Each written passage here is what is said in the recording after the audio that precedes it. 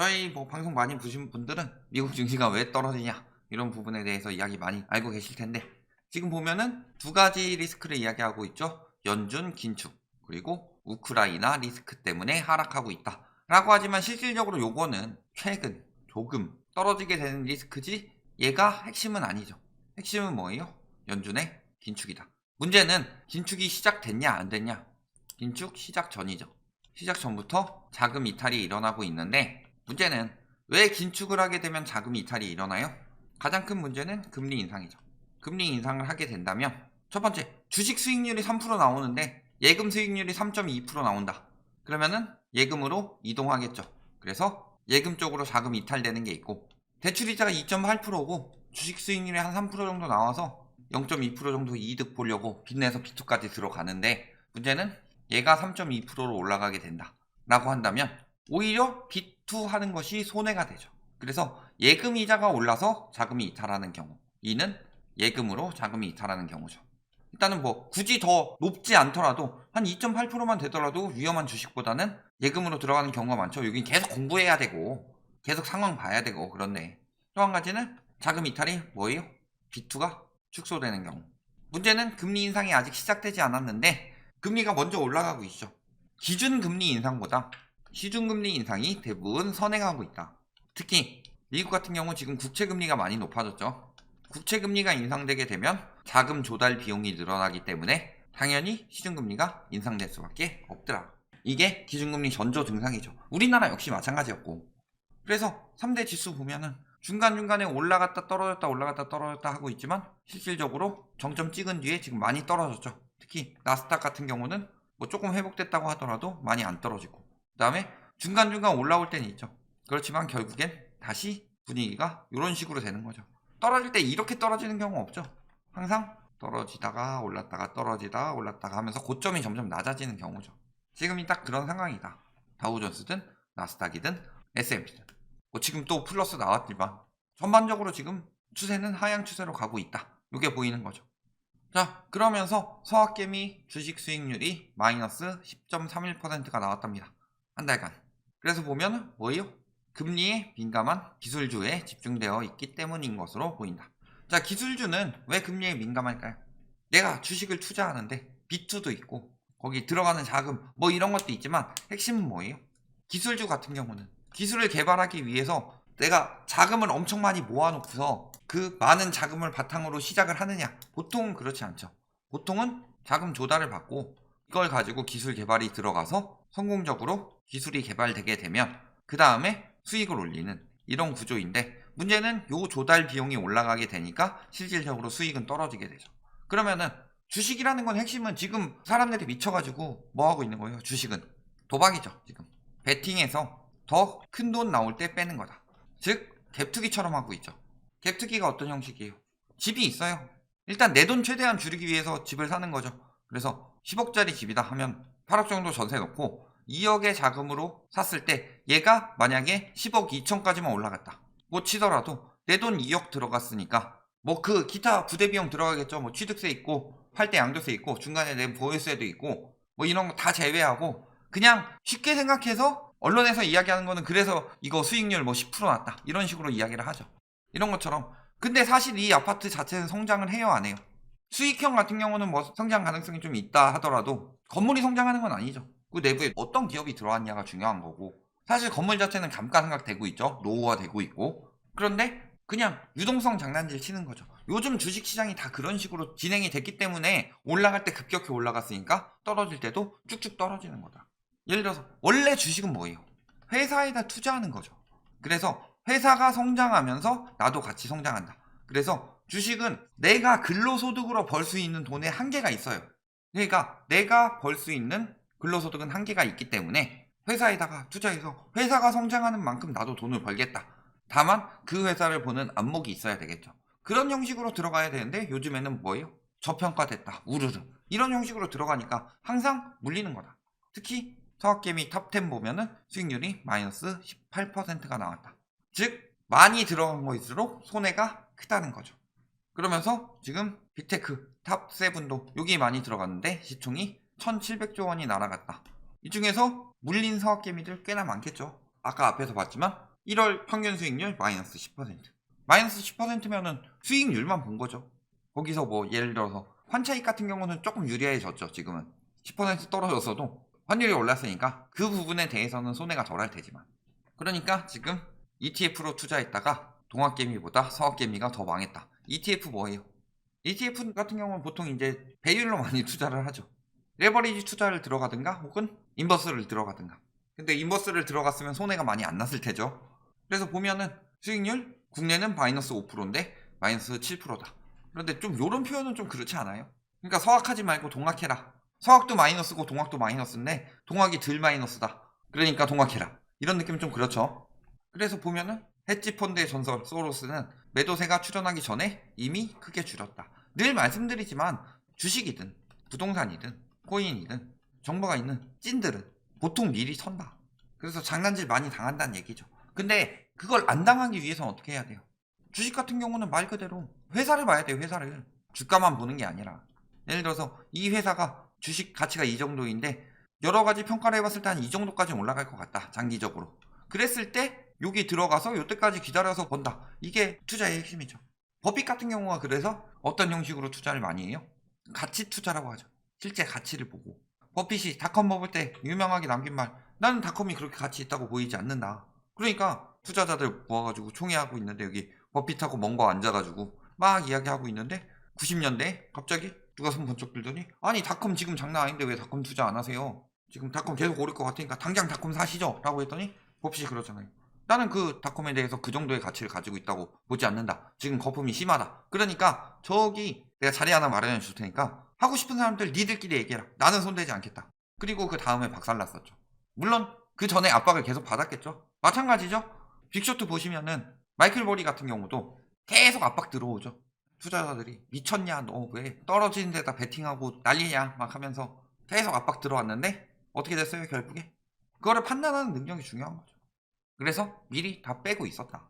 그러니까 그런 추세를 알고 만약에 뭐 정말 단타로 해서 돈을 벌겠다 하시는 분들도 핵심적으로 봐야 될 건 유동성인데 유동성이 긴축이 되면은 당연히 들어오는 돈은 줄어들 수밖에 없어요. 그리고 지금 그런 상황이고 장기적 우상향 화폐가치 하락 이런 식으로 이야기하는데 쉽게 얘기해서 화폐가치 하락해가지고 가격이 올라간다? 너무 단순하고 너무 무책임한 말이에요 저. 왜? 화폐가치 하락으로 오르는 경우는 그게 진짜 안전하고 고정이 된 경우일 때죠. 예를 들어서 예금도 화폐가치 하락으로 올라가죠.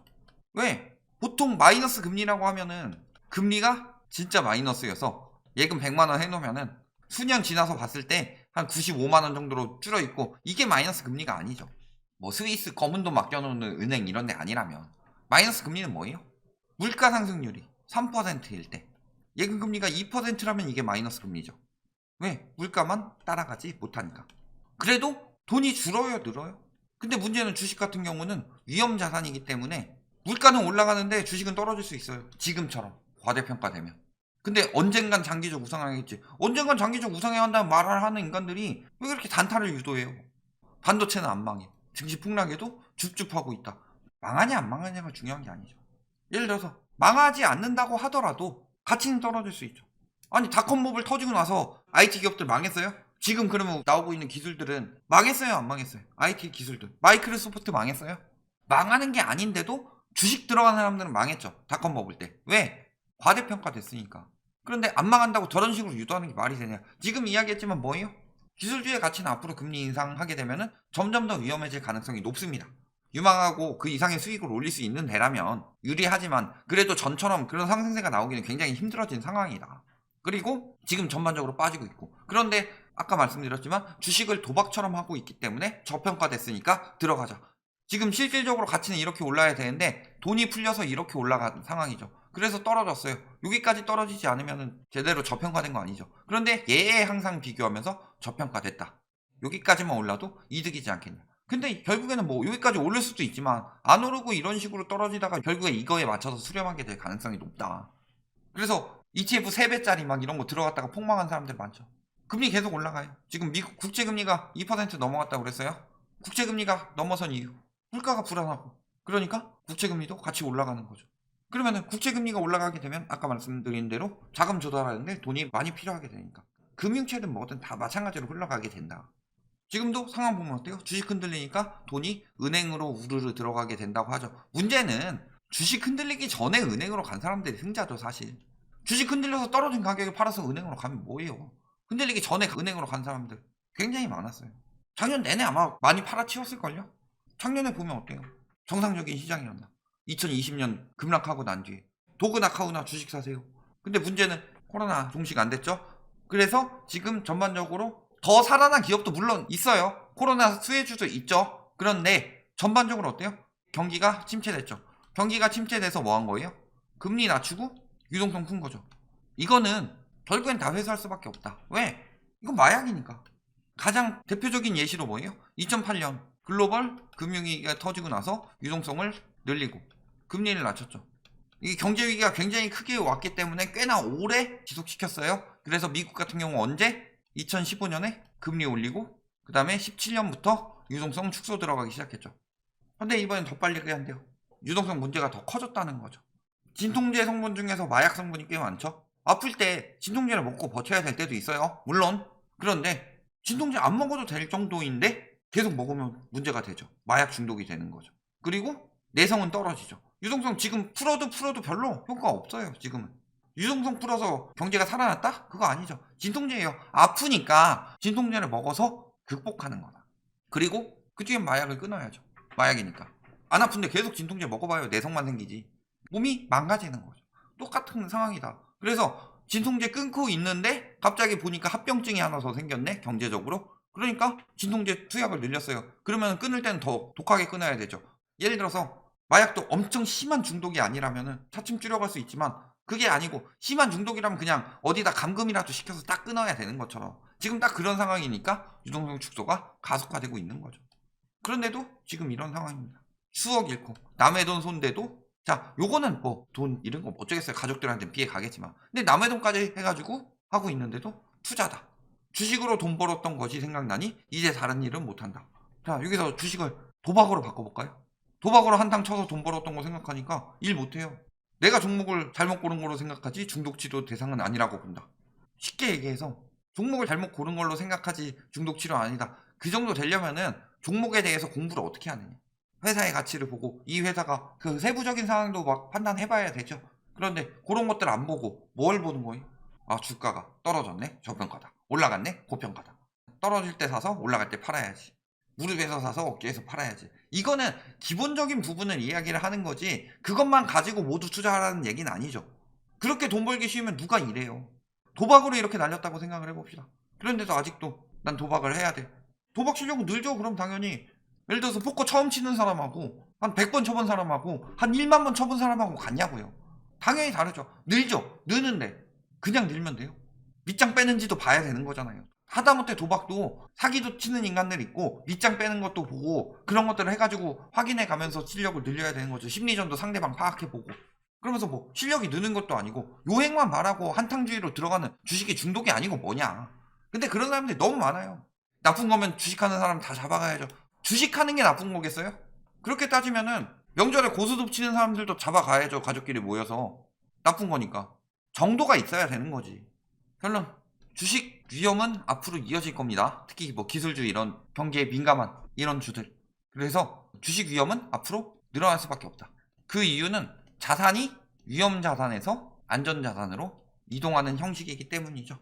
그 가장 큰 이유는 금리 인상과 유동성 축소다. 그런 상황인데 지금도 도박처럼 할 것이냐. 자, 뭐 이런 이야기 있어요. 뭐 자식들을 위해서 뭐 어떤 주를 한 주씩 이런 식으로 한다. 뭐 그런 것까지 뭐 도박이다 이런 식으로 말하는 게 아니에요.